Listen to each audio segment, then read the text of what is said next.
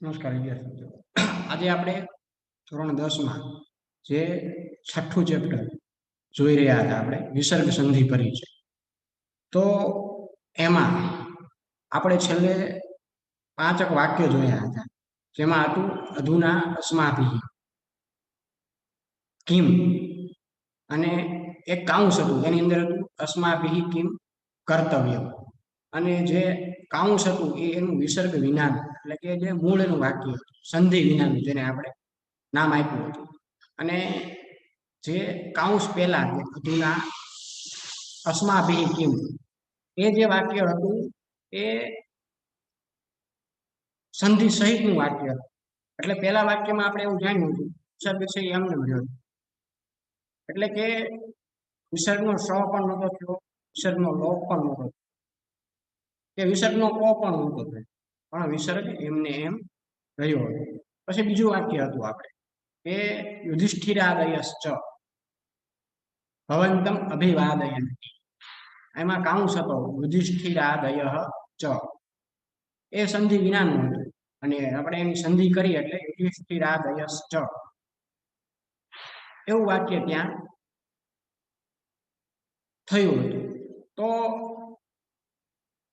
એમાં પણ આપણે એ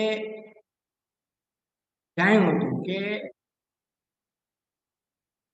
વિસર્ગનો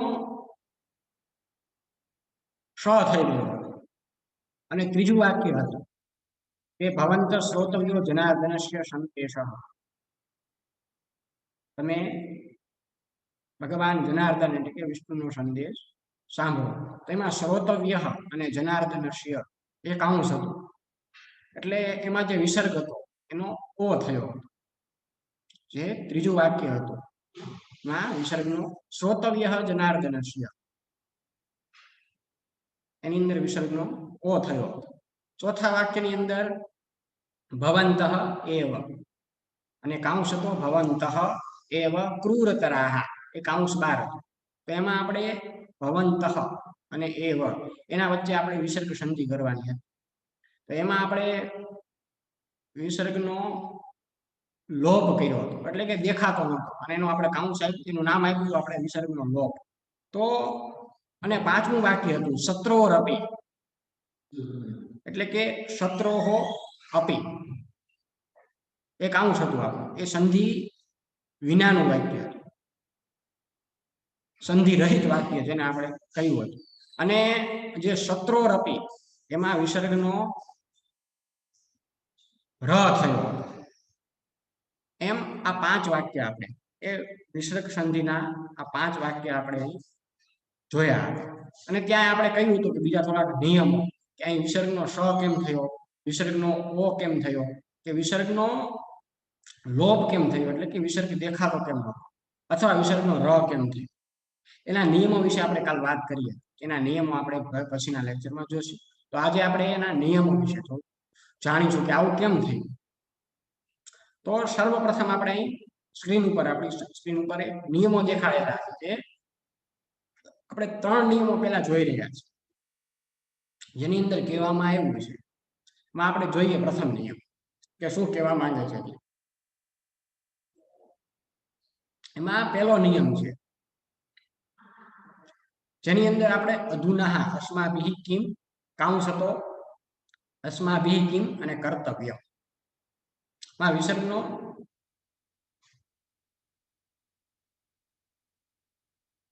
આપણે એમને એમ રહ્યો હતો વિસર્ગ. તો અહીંયાનો નિયમ બતાવવામાં આવ્યો છે કે વિસર્ગ પછી ચ કે છ અને સ, જેને આપણે નામ આપ્યું હતું તાલવ્ય સ, શરણાઈનો સગડીનો સ, આપણે આ સ ને આપણે નામ આપ્યું હતું તાલવ્ય. સંસ્કૃતમાં એને તાલવ્ય સ કહેવામાં આવે છે. તો એ સ આવે તો વિસર્ગના સ્થાનમાં સ થઈ જાય. આ નિયમો છે અમુક, અને કે એના નિયમ પ્રમાણે તો આપણને એના નિયમો વિશે થોડો ખ્યાલ આવે. તો હવે આપણે એના નિયમો વિશે થોડું જાણ્યું છે. તો અહીં આપણી સામે થોડાક નિયમો દર્શાવવામાં આવ્યા છે. પેલા આપણે એ જોઈ રહ્યા છીએ કે જેમાં વિસર્ગ પછી કે ચ કે છ આવે અથવા શ આવે, જેને આપણે કીધું તાલવ્ય, તો વિસર્ગના સ્થાનમાં શ થઈ જાય. અને જો વિસર્ગના સ્થાન ટ ઠ અને શ આવે તો શ, અને ત થ અને ત થ આવે તો સ આવે તો શ થઈ જાય. આ ત્રણેય શ આપણી સામે રાખવામાં આવ્યું છે. આપણે અહીં જોઈ રહ્યા છીએ જે પહેલા નિયમ એમાં કીધું કે ચ અને છ આવે, છત્રીનો છ આવે તો વિસર્ગનો શ થઈ જાય. આવો શ થઈ જાય. અને જો વિસર્ગના સ્થાનમાં વિસર્ગ પછી જો આ ટ અથવા ઠ આવે તો વિસર્ગનો, જેને આને આપણે તાલવ્ય નામ આપ્યું સંસ્કૃત પ્રમાણે. જોઈએ આપણે હવે આ સ છે ને એ મૂર્ધન્ય છે. કેવો?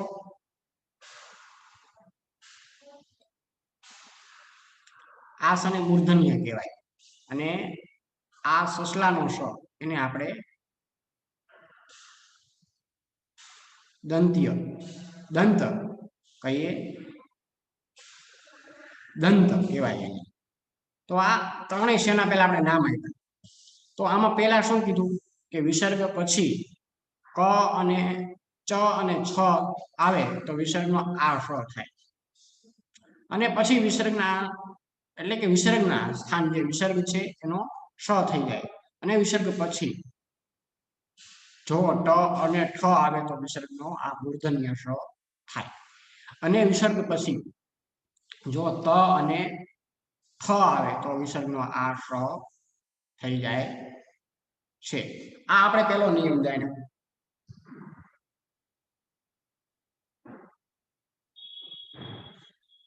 તો હવે આપણે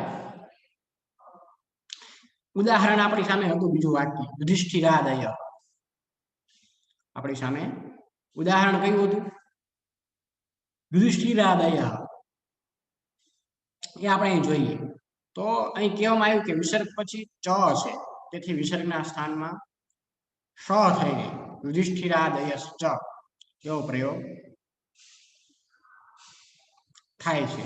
શું છે વિસર્ગ પછી ચ? તો આપણે નિયમ શું જાણ્યો ક માં કે વિસર્ગ પછી ચ અને છ આવે તો વિસર્ગનો શ થાય. કયો? તાલવ્ય.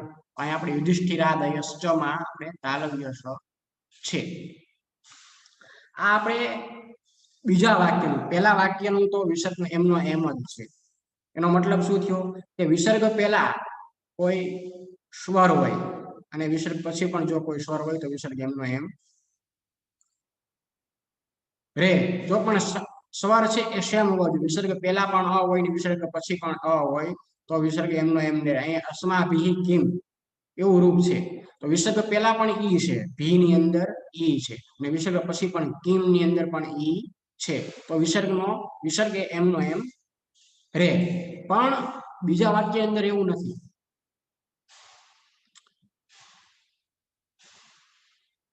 વિસર્ગ પહેલા યુધિષ્ઠિરાદયમાં એની અંદર અવર્ણો તો છે, પણ વિસર્ગ પછી ચ છે. પણ આપણો નિયમ શું કે છે કે ચ અને છ આ બે જો વ્યંજન આવતા હોય ને તો વિસર્ગનો શ થવો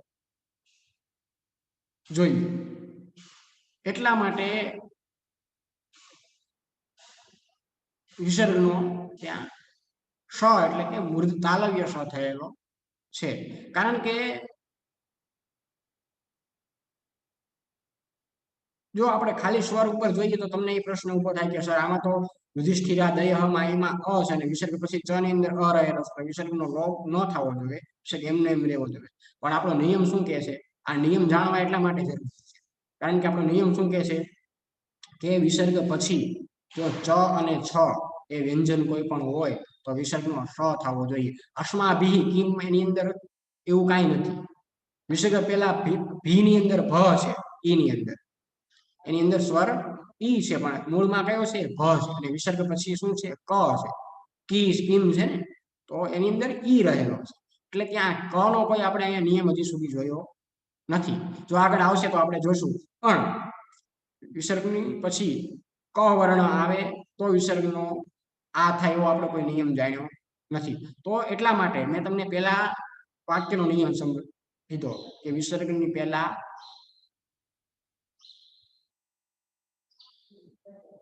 ઈ અને વિસર્ગ પછી જો આ જે ચ છ કે ટ ઠ કે ત થ કે શ ન હોય કે ત થ ન હોય તો વિસર્ગનો એમનો એમ એ રહે છે. વિસર્ગ પહેલા ઈ છે અને વિસર્ગ પછી પણ ઈ છે.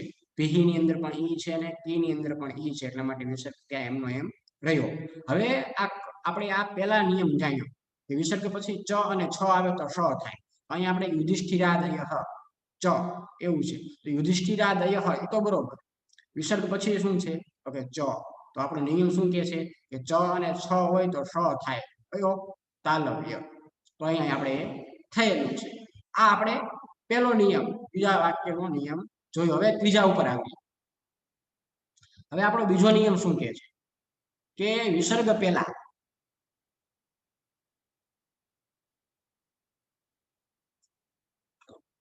અવર્ણ હોય અને વિસર્ગ પછી અ કે કોઈ ઘોષ વર્ણ હોય, એટલે કે પ્રત્યેક વર્ગના ત્રીજા અને ચોથા અને પાંચમા વર્ણ જેને ઘોષ કહેવામાં આવે છે. આ તમે 9મા ધોરણમાં કચડ તપ ગજડ તપ ગયણમાં આવા વર્ણ એ ભણી ગયા છે. ક ખ ગ ઘ ઘ ચ છ ઝ ઝ ঞ ટ ઠ ડ ઢ ણ ત થ દ ધ ન આવા આપણે વર્ણો એ તમે ભણી ગયા છો. એટલે અહીં કહેવામાં આવ્યું કે વિસર્ગ પહેલા શું હોય? અ હોવો જોઈએ, અવર્ણ. અને વિસર્ગ પછી અ કે બીજો કોઈ ઘોષ વર્ણ, ઘોષ, પ્રાણ, મહાપ્રાણ, આ બધું તમે 9મા ધોરણમાં જો તમે ન ભણી ગયા હોય, તમને ન સમજાણું હોય તો આપણે ફરીવાર એ હવે પછીના લેક્ચરમાં એના વિશે થોડી ચર્ચા કરીશ કે આ ઘોષ, મહાપ્રાણ, અલ્પપ્રાણ, મહાપ્રાણ, દંત્ય, તાલવ્ય, મૂર્ધન્ય, જે આ ષની વાત કરી એ કઈ રીતે આવે તો એના વિશે આપણે થોડી ચર્ચા કરીશું. આ તમે 8મામાં અને 9મામાં આ બંનેમાં તમારે આ ભણવામાં આવતું હોય છે. 8માની અંદર તમને ખ્યાલ હોય તો સંસ્કૃતની તમારે કોઠો આવતો, એની અંદર આવા બધા ક ખ ગ ઘ એવી રીતે લખેલું હોય. ચ છ ઝ ঞ ટ ઠ ડ ઢ ણ ત થ દ ધ ન એવી રીતે લખેલા હોય. એને વર્ણ કહેવામાં આવે છે. અને પછી એને 1 2 3 4 એવી રીતે ક્રમ આપેલા હોય. એ વર્ણ છે. તો અહીંયા એ વર્ણની વાત કરવામાં આવી. વર્ગના ત્રીજા અને ચોથા અને પાંચમા વર્ણને ઘોષ વર્ણ કહેવામાં આવે છે. તો ત્યાં વિસર્ગનો ઓ થાય. હવે આપણે જે વાક્ય જોયું હતું શ્રોતવ્ય જનાર્દનસ્ય, એની વિસર્ગની પહેલા ય છે માનો અને અવર્ણ છે. અને વિસર્ગ પછી ચ છ જ અને ર અને ય એ ચ વર્ગ છે. ચ વર્ગ કોને કહેવાય? ચ થી જે શરૂઆત થતો હોય ને એ વર્ગને ચ વર્ગ કહેવાય. તો અહીં ચ છ જ ને ય આ ચ વર્ગ છે. એટલે એમાંનો ત્રીજો કયો? ચ છ અને જ. તો એ જ આવ્યો. તો અહીંયા નિયમ આપણો શું કહે છે કે વિસર્ગ પહેલા અ હોય. હાલો, શ્રોતવ્ય એમાં ય ની અંદર અ છે એટલે એ વર્ણ આવ્યો વિસર્ગ પહેલા. અને પછી કોઈ ઘોષ વર્ણ હોવો. તો ઘોષ વર્ણમાં ત્રીજા અને ચોથા અને પાંચમા વર્ણને ઘોષ વર્ણ કહેવામાં આવે છે. જેમાં વિસર્ગનો ઓ થાય. તો ત્રીજો, ચોથો અને પાંચમો એટલે કે ચ છ જ ઝ ঞ ટ ઠ ડ ઢ ણ અને ત થ દ ધ ન આ જે આટલા છે એને ઘોષ વર્ણ કહેવામાં. ત્રીજાની અંદર આવે ચ છ જ ઝ ঞ, ચોથાની અંદર આવે ચ છ જ ઝ ঞ ટ ઠ ડ ઢ ણ અને પાંચમાની અંદર આવે ત થ દ ધ ન. આ વર્ણ થયા ત્રીજો, ચોથો અને પાંચમો. પેલો બીજોમાં કયા આવે? ક ખ ગ ઘ ય અને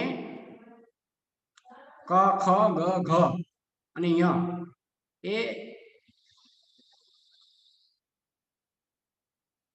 પેલા વર્ણની અંદર આવે. પછી આ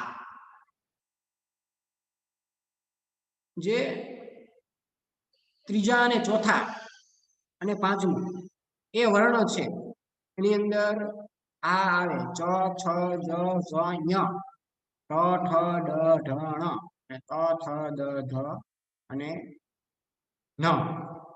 આ વર્ણ છે ત્રીજો, ચોથો અને પાંચમો વર્ગ કહેવામાં એને આવે છે.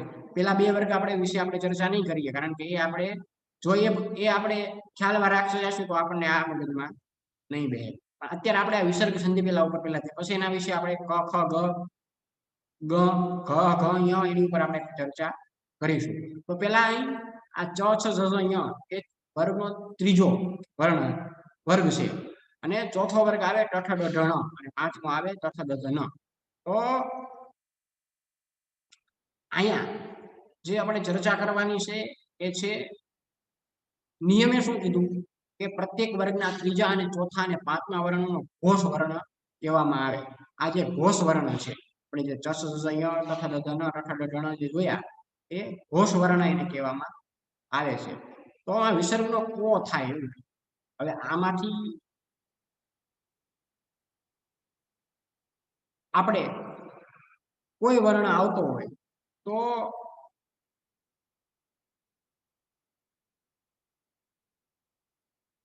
એનો વિસર્ગનો કો થવો જોઈએ.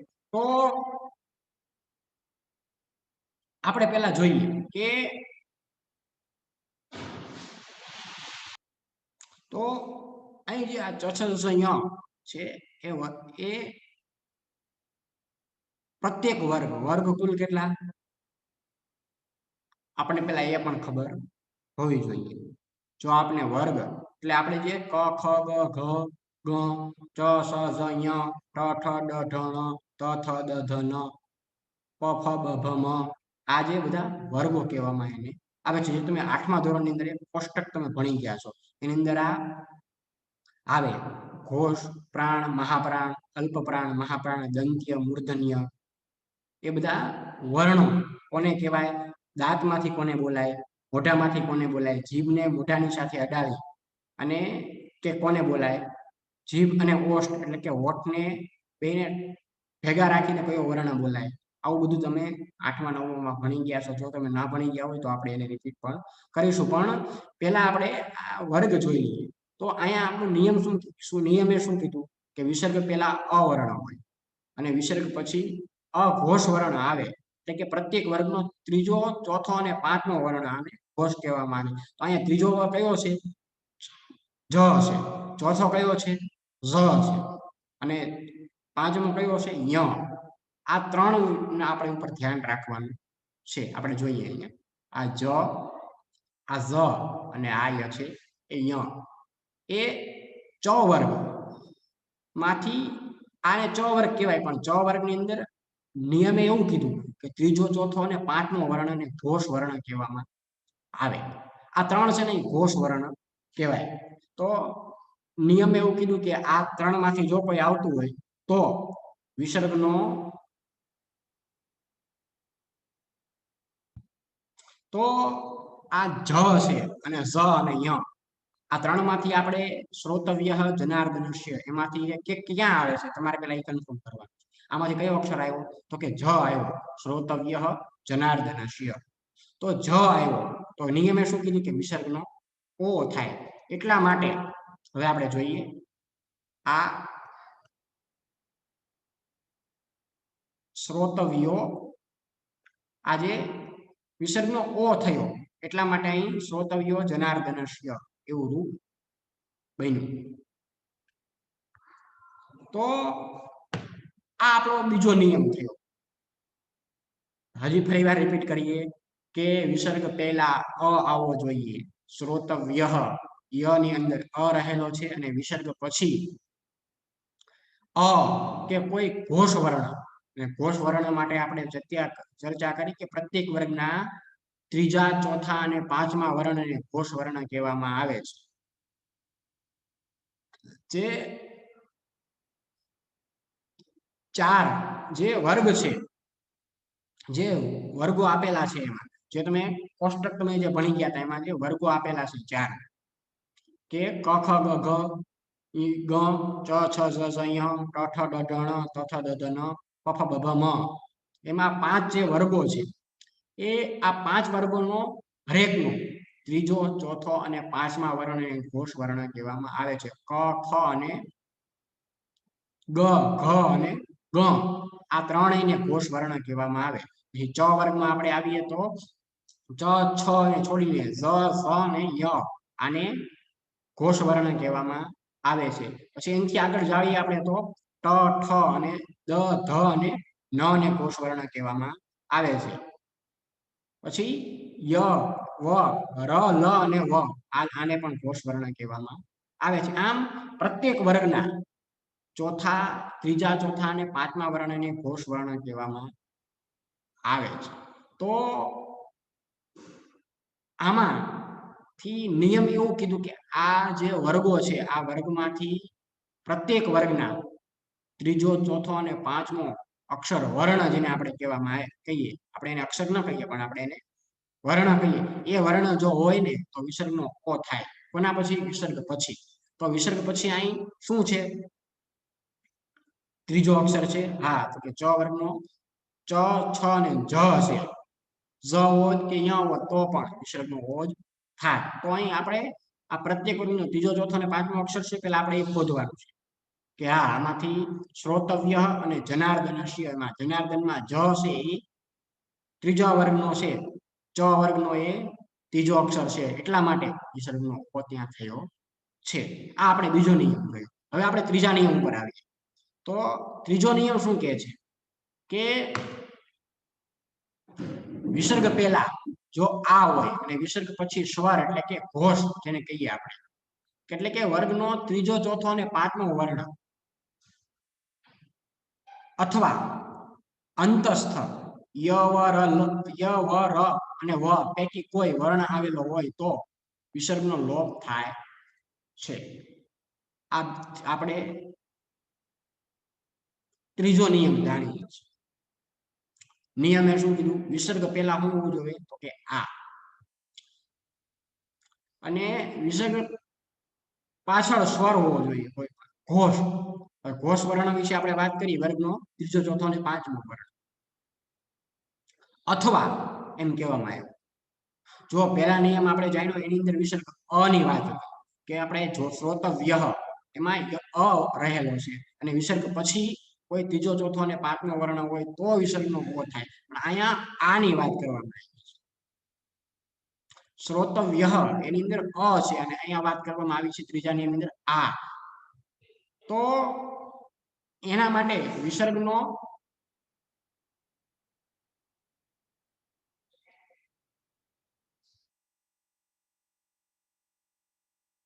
કે વિસર્ગનો કે વિસર્ગની પહેલા આ હોય. આપણી સામે નીચે ઉદાહરણ પણ મૂકેલું છે, વિઘ્ન વિહિતા વિરમંતી. આ વિસર્ગની પહેલા શું છે? આ આવે. અને વિસર્ગની પાછળ એટલે કે એ વિસર્ગ પછી ઘોષ વર્ણ વર્ગનો ત્રીજો, ચોથો અને પાંચમો અક્ષર ચસ, ઝ, તથ, દ, ન, ટ, ઠ, ડ, ણ, ક, ખ, ગ, ઘ, ચસ, ઝ, ટ, ઠ, ડ, ણ અને તથ, દ, ન આ હોય કોઈ તો ફરીવાર હું વર્ગના નામ રિપીટ કરું છું. ક, ખ, ગ, ઘ અને ગ. ચ, છ, ઝ, ઝ અને ય. ટ, ઠ, ડ, ઢ અને ણ. ત, થ, દ, ધ અને ન. આ ચાર વર્ગો ય, વ, ર, લ એ અંતસ્થ કહેવામાં આવે છે. એ વર્ગમાં જ ગણાય પણ એને અંતસ્થ વર્ણ કહેવામાં આવે છે. અહીં પણ એવો નિયમ કીધો. આ ચાર વર્ગો આપણે વાત કરી. ક, ખ, ગ, ઘ, ઘ, ચ, છ, જ, ઝ, ય, ટ, ઠ, ડ, ધ, તથ, દ, ધ, ન, ટ, ઠ, ડ, ઢ, ણ અને તથ, દ, ધ, ન.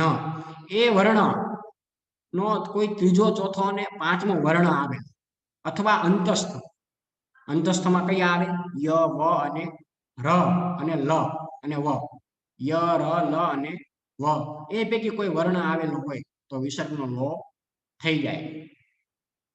તમે કહેશો કે સર આપણે તો વાક્ય જોયું હતું ભવંતઃ એવ, એમાં ક્યાં વિસર્ગ પેલા અ છે, વિસર્ગ પેલા આ છે, છતાં આપણને કેમ લોપ થયો? એ નિયમ આપણે આગળ જાણીશું. આ આપણને પહેલો નિયમ જાણવાયો, જે આપણી નીચે જે ઉદાહરણ મૂકવામાં આવ્યું છે, વિઘ્ન વિહિતાહ વિરમંતી, આ એનો નિયમ છે. એમાં નિયમમાં શું કીધું કે વિસર્ગની પહેલા આ હોય, તેમાં વિરમંત વિઘ્ન વિહિતાહ માં તાની પહેલા આ રહેલો છે. તો આ આવ્યો અને એની પછી શું કીધું કે કોઈ વર્ગનો ત્રીજો, ચોથો અને પાંચમો. આપણે જોઈએ તો ત્રીજો અને ચોથો અને પાંચમો વર્ણ આમાંથી કોઈ નથી. વ છે એ ત્રીજા, ચોથા, પાંચમા વર્ણમાં આવે છે, તમે કહેશો નહીં. તો પાછો બીજો નિયમ આપણને કીધો કે એના સિવાય અંતસ્થ એટલે કે ય, વ, ર અને વ, ય, ર, લ અને વ એમાંથી કોઈ આવે છે તો કહેશો હા સર વ આવે છે. વી ની અંદર ઈ સ્વર છે અને વ છે એ હલંત એટલે કે વ્યંજન છે. તો આ નિયમ લાગુ પડે તો વિસર્ગનો ત્યાં લોપ થાય. વિઘ્ન વિહિતા વિરમંતી, ત્યાં વિસર્ગનો લોપ થાય. હવે એ જે ઓલો નિયમ આપણે જે ભવંતઃ એવ ક્રૂરતરાહ આપણે એવું જોયું હતું. હવે એનો નિયમ આપણે જોઈએ. અહીં ખ વિભાગમાં એનો નિયમ પણ આપણી સામે દર્શાવવામાં આવ્યો છે. તો એનો નિયમ શું છે કે વિસર્ગ પહેલા અવર્ણ હોય. જો હવે એ નિયમ આવ્યો ભવંતઃ, એમાં આપણે લખી દર્શાવ્યું એટલે તમને ખ્યાલ આવે.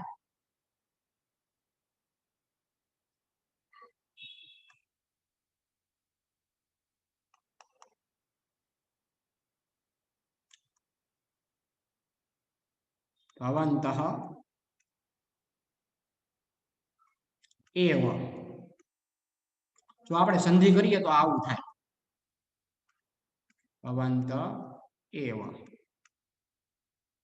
તો સોરી, એક જ મિનિટ. ભવંત એવ, વિસર્ગનો લોપ થયો. હવે એ નિયમ આપણે જોઈએ કે વિસર્ગ પહેલા અ હોય. તમે કહેશો સર આ ભવંતઃમાં ત ની અંદર અ રહેલો છે. ચલો અ આવી ગયો. હવે વિસર્ગની પાછળ અ સિવાયનો કોઈ અન્ય સ્વર હોવો જોઈએ. જો વ્યંજનની વાત કરવામાં નથી આવી. સ્વર અને વ્યંજન તમને પહેલા ખાસ એની સમજ હોવી જોઈએ. જો આ વિસર્ગ સંધિ તમારે સમજવી હોય તો પેલા તમને પહેલા નિયમ સ્વર અને વ્યંજનનો તમને ખ્યાલ હોવો જોઈએ. એના પછી કોઈ સ્વર આવેલો હોવો જોઈએ.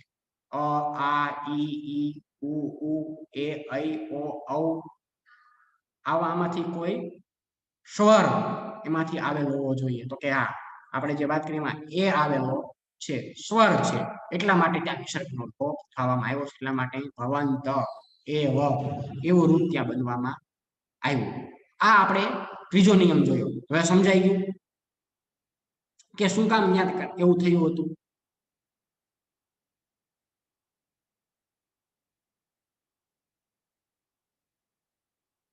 તો આ નિયમ આપણે ત્યાં એ જોયો. હવે આ નિયમ સમજી લીધા પછી તમને એમ ન થવું જોઈએ કે મને સર સમજાઈ ગયું. હોમવર્કની અંદર તમારે આવા બીજા વાક્યો ગોતવાના છે. આપણે જે ચેપ્ટર ભણી ગયા છે એમાંથી કે જ્યાં આવા અનેક શબ્દોનો ઉપયોગ થયેલો છે, જેની અંદર વિસર્ગનો લોપ થયેલો છે, વિસર્ગનો સ થયેલો છે, વિસર્ગનો ઓ થયેલો છે, એ તમારે શોધીને તમારી રીતે હોમવર્કમાં તમારે લખવાનું પણ રહેશે. એના લીધે તમને એ ખ્યાલ આવે કે આની અંદર જે વર્ણ વાપરવામાં આવ્યો છે એ કયા નિયમ પ્રમાણે ચાલે છે. તો એ પ્રમાણે આપણે જોઈએ તો આપણે એ જોયું. હવે આપણે આનું એક ઉદાહરણ જોઈએ. જો હવે તમને એકદમ સ્પષ્ટ સમજાઈ જશે કે આ નિયમ ક્યાં લાગુ પડે છે. તો પેલા આપણે એનું ઉદાહરણ જોઈ લઈએ કે એમાં છે એક આપણે વાક્ય લખીએ, ઉતઃ પ્લસ આગત. આનું જ ઉદાહરણ છે. ભવંતઃ એવ, આજે આપણે જોયું હતું એનું જ આ ઉદાહરણ છે. હવે આની અંદર આપણે શું કરવાનું છે? પેલા જોવાનું શું છે? વિસર્ગ પહેલા કયો છે? તો કે અવર્ણ ત ની અંદર અ રહેલું છે. ખ વિભાગનો જે આપણે અહીં કીધું વિસર્ગ પહેલા અવર્ણ હોવો જોઈએ. તો આ ભવંતઃ ની જેમ આની અંદર ત ની અંદર અ રહેલો છે. હવે એને વિસર્ગ પછી શું કીધું કે વિસર્ગ પછી અ સિવાયનો કોઈ પણ અન્ય સ્વર હોયેલો. તો વિસર્ગ પછીનો અ સિવાયનો કયો સ્વર છે? તો કે આ છે. એટલા માટે ત્યાં વિસર્ગનો લોપ થયો અને આવું રૂપ બને. તો આગતઃ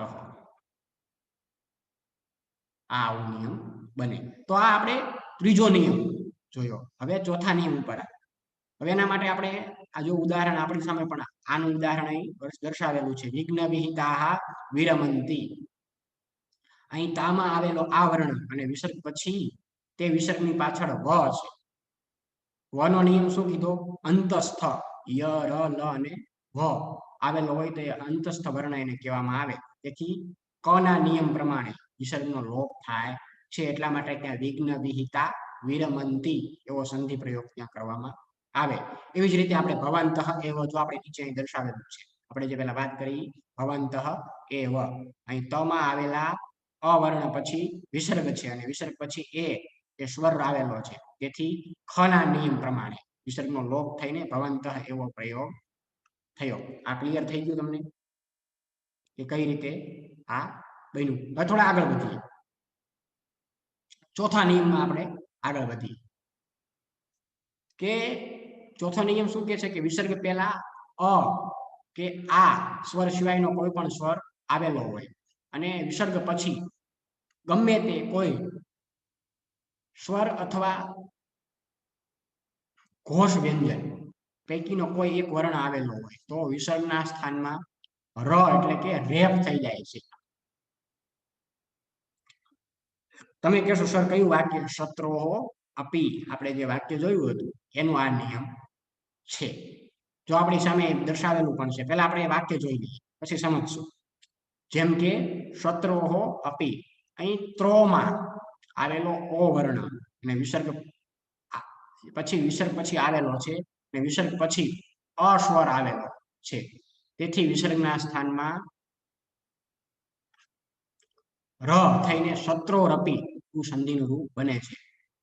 નીતિહિ પ્લસ નની સંધિ કરીએ તો નીતિર ન એવું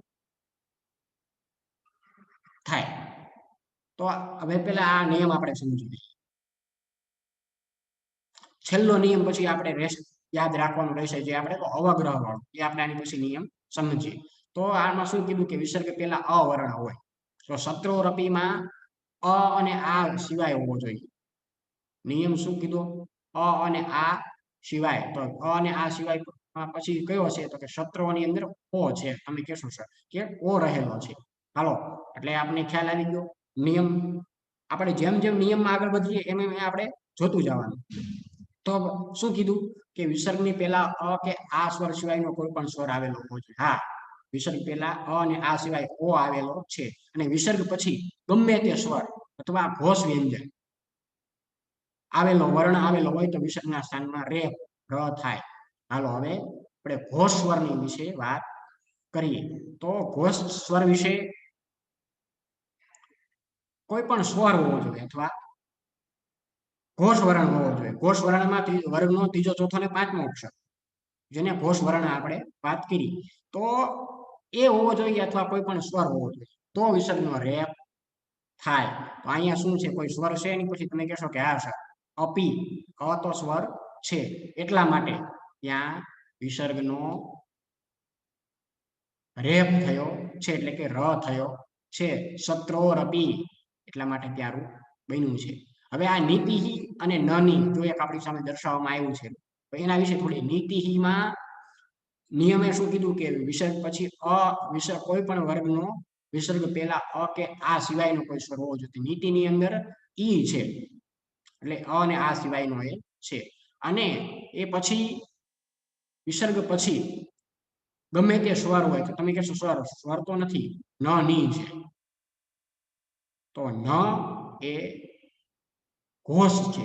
ત્રીજો, ચોથો અને પાંચમામાં આવે ત, થ, દ, ધ અને ન વર્ગનો ત્રીજો, ચોથો ત વર્ગની અંદર એ ત વર્ગની અંદર એ આવે ત, થ, દ, ત, થ થ અને કાઢ નાખવાનું. ત્રીજો, ચોથો અને પાંચમામાં આવે તો કે હા ત, થ, દ, ધ અને ન એ ઘોષ ત વર્ગનો પાંચમો વર્ણ છે, એટલા માટે ઘોષ થયો. એટલા માટે વિસર્ગ પછી ન છે, એટલા માટે વિસર્ગનો રેપ થાય. તો રેપ થયો નીતિર ન, એવું ત્યાં બન્યું. તો આ આપણે ચોથો નિયમ તમને સમજાય જ ગયો છે કે કઈ રીતે આ બન્યું. ત્યાં જ શું રાખવાનું છે, વિસર્ગની પહેલા જો આ વિસર્ગ સંધિ એવી છે એમાં તમારે વિસર્ગની પહેલા પણ જોવું પડે અને વિસર્ગની પછી પણ જોવું પડે કે વિસર્ગ પહેલા કયો વર્ણ છે અને વિસર્ગ પછી પણ કયો વર્ણ છે, તો જ તમને આ વિસર્ગ સંધિ મગજમાં બેસે. તો અહીંયા આપણો નિયમે શું કીધું કે વિસર્ગની પહેલા અ કે આ સિવાય હોવો જોઈએ. તો પહેલા આપણે જોયું કે નીતિહીમાં ઈ છે જે અ અને આ સિવાયનો સ્વર છે, હાલો ઈ કન્ફર્મ થઈ ગયું. હવે વિસર્ગ આવ્યો, વિસર્ગ છે હા. પછી શું કીધું કે વિસર્ગ પછી કોઈ પણ સ્વર હોય, ઘોષ વ્યંજન જેને કહીએ આપણે, વર્ગનો ત્રીજો, ચોથો અને પાંચમો અક્ષર હોવો જોઈએ અથવા કોઈ પણ સ્વર હોવો જોઈએ. તો વિસર્ગ પછી તમે કહેશો કે હા સ્વર ન છે એ ત્રીજો, ચોથો અને પાંચમો ત વર્ગનો પાંચમો વર્ણ છે, એટલા માટે ઘોષ થયો. તો કે આ ઘોષ વર્ણ છે તો નિયમે કીધું કે ગમે તે કોઈ પણ સ્વર હોવો જોઈએ અથવા ઘોષ વ્યંજન પૈકીનો કોઈ એક વર્ણ આવેલો હોય તો વિસર્ગનો રેપ થાય. તો અહીં રેપ આપણે નીતિર ન તો રેપ થયો. આ નિયમ ક્લિયર થઈ ગયો. હવે તમારે જે ધ્યાનમાં રાખવાનું છે જે ઓલી અવગ્રહ વાળી આપણે જોઈએ રાક્ષસે પ્યોપી, એના વિશે વાત કરીએ. યાદ રાખો જો આપણી સામે દર્શાવવામાં આવ્યું છે, પેલા આપણે જોઈ લઈએ ને પછી એ સમજીએ. હવે જણાવેલ નિયમ મુજબ કે જ્યાં વિસર્ગનો ઓ થાય ત્યાં વિસર્ગના થયેલા ઓ પછી જો અવર્ણ હોય તો તે ખસી જાય છે. જેમ કે રાક્ષસેભ્યઃ અપી, રાક્ષસેભ્યોપી. અહીં વિસર્ગ પૂર્વ ભ્યમાનો અવર્ણ છે અને વિસર્ગ પછી અવર્ણ છે, તેથી વિસર્ગના સ્થાનમાં ઓ થાય, રાક્ષસેભ્યો અપી. અને એ પછી પાછળ રહેલો અપીમાનો અ પેલા ઓમાં ભળી જાય ને આ બાબતની સૂચના આપવા માટે આવા સ્થળે અવગ્રહનું ચિહ્ન મૂકવામાં આવે છે. હવે નિયમ આપણે સમજીએ. વિસર્ગનો ઓ થાય, જે ઓ વાળો આપણે નિયમ જાણ્યો હતો કે વિસર્ગના થયેલા ઓ પછી જે આપણે પહેલો નિયમ જોયો હતો કે ફરીવાર એ આપણે કોષ્ટક જોઈએ. તો આમે આ નિયમમાં આપણે જોયું હતું કે પહેલા જો અવર્ણ હોય અને વિસર્ગ પછી પણ જો અ કે કોઈ ઘોષ વર્ણ હોય, વર્ગનો ત્રીજો, ચોથો અને પાંચમો અક્ષર હોય આવેલો હોય તો વિસર્ગનો ઓ થાય ને એમાં શ્રોતવ્ય જનાર્દનસ્ય એ આપણે જોયું હતું, શ્રોતવ્યો જનાર્દનસ્ય. હવે એના પ્રમાણે અહીં આપણે જોઈએ કે રાક્ષસેભ્યઃ અપી, આપણે એવું છૂટું પાડીએ અહીં આપણે લખીને દર્શાવીએ. રાક્ષસેભ્યઃ અપી. હવે નિયમે શું કીધું કે વર્ગની વિસર્ગની પહેલા અ, તો કે આ વિસર્ગની પહેલા ભ્ય ની અંદર અ રહેલો છે. હાલો ઈ થઈ ગયો. વિસર્ગ પછીની વાત આવી જે આપણે ઓ નો નિયમ જોયો હતો કે વિસર્ગ પછી કોઈ અવર્ણ હોય અથવા ઘોષ હોય, કોઈ સ્વર હોવો જોઈએ અથવા ઘોષ વર્ણ, વર્ગનો ત્રીજો, ચોથો અને પાંચમો અક્ષર હોય તો વિસર્ગનો ઓ થાય. અહીં આપણે રાક્ષસેભ્યો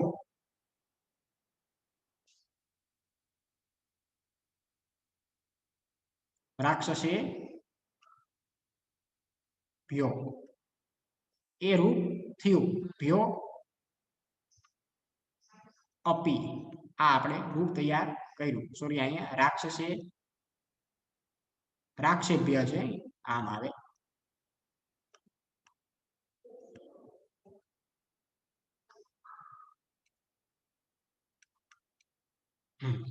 હવે હવે આમાં અંદર આ આપણે થઈ ગયું, વિસર્ગનો ઓ થઈ ગયો રાક્ષસેભ્યોમાં. હવે આ નિયમ આપણે જોવાનો છે. વિસર્ગનો ઓ થયો પછી જો પાછળ રહેલો અપીમાનો અ એ ઓમાં ભળી જાય છે, આ બાબતની સૂચના આપવામાં આવા સ્થળે અવગ્રહનું ચિહ્ન આવે છે.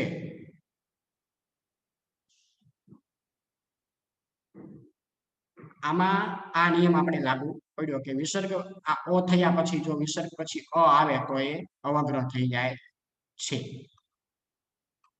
રાક્ષસે ભ્યો પી આવું રૂપ ત્યાં તૈયાર થવાય છે. આ આપણે પણ નિયમ સમજો કે વિસર્ગના ઓ થયા પછી જો ભ્યમાનો અવર્ણ છે એ અવર્ણ, તેથી ત્યાં વિસર્ગનો ઓ થયો ત્યાં લગી તો આપણને ખબર છે. પછી રાક્ષસે ભ્યો અપી આપણે છૂટું કર્યું, પછી એ પાછળ રહેલો અપી માનો અ એ ઓમાં ભળી જાય છે, અને આ બાબતની આવા સ્થળે અવગ્રહનું ચિહ્ન પણ મૂકવામાં આવે છે. એટલા માટે ત્યાં જો એ રાક્ષસે ભ્યો આવા રૂપો ત્યાં આવે, ત્યાં જો આ અવગ્રહ જ્યાં ચિહ્ન લગાવવાનું હોય આપણે ત્યાં ઓ પછી જો અવર્ણ હોય તો ત્યાં અવગ્રહ મૂકવામાં આવે છે. સવાર હોય તો ત્યાં અવગ્રહનું ચિહ્ન મૂકવામાં આવે છે, જેને આપણે અવગ્રહ સંધિ પણ આપણે એને કહીએ છીએ કે તેની અંદર એવો નિયમ પણ છે કે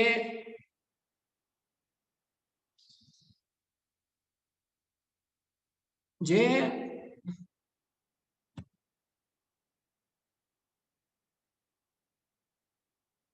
આમાં જે રાક્ષસે ભ્યો પી અને જે હવે આનું એક આપણે ઉદાહરણ જોઈ લઈએ એટલે તમને એનો એ ખ્યાલ આવી જાય. જો આપણે એક ઉદાહરણ જોઈએ છીએ,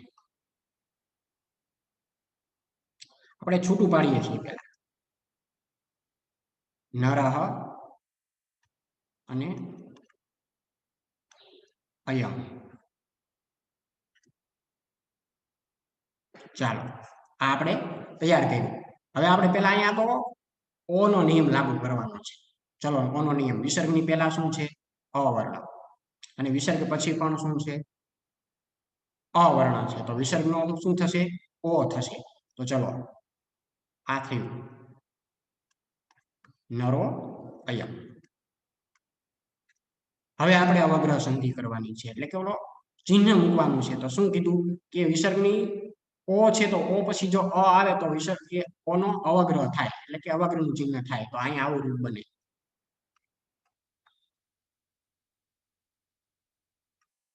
નરો યમ. આ તમને એકદમ સહેલી રીતે એ તમને સમજાય ગયું. આ નિયમ એમાં લાગુ પડે છે. ઓ પછી જો અ હોય તો વિસર્ગનો અવગ્રહ થાય છે. આ નિયમ આપણે લાગુ પડે. તો આ સાથે જ આપણે અહીંયા વિસર્ગ સંધિ પરિચય, આ ચાર નિયમ સાથે અને અવગ્રહ સંધિ સાથે આપણે અહીંયા આ વિસર્ગ સંધિ જે આપણું છઠ્ઠું ચેપ્ટર હતું વિસર્ગ સંધિ પરિચય એ આપણે પૂર્ણ કર્યું. હવે તમારે જે હોમવર્કની અંદર જે તમારા પાઠ્યપુસ્તકની જે અભ્યાસ સ્વાધ્યાયના પ્રશ્નો છે એ તમારે તમારી ફેરબુકમાં લખવાના રહેશે. અને આ હરેક ના ઉદાહરણ જે આપણે આજે ભણ્યા, જે 2 લેક્ચરની અંદર આ વિસર્ગ સંધિનો પરિચય છે, એના હરેકના ઉદાહરણ તમારે 5 ઉદાહરણ લખવાના રહેશે.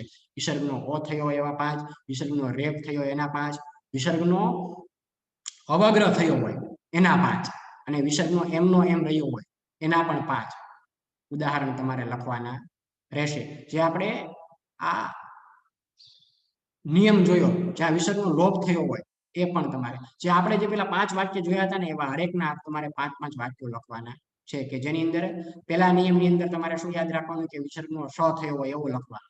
પછી વિસર્ગનો જે દંત્ય સ થયો હોય એવો, તાલવ્ય સ થયો હોય એવો, અને મૂર્ધન્ય સ થયો હોય એના બધા એના તમારે 5 વાક્યો લખવાના.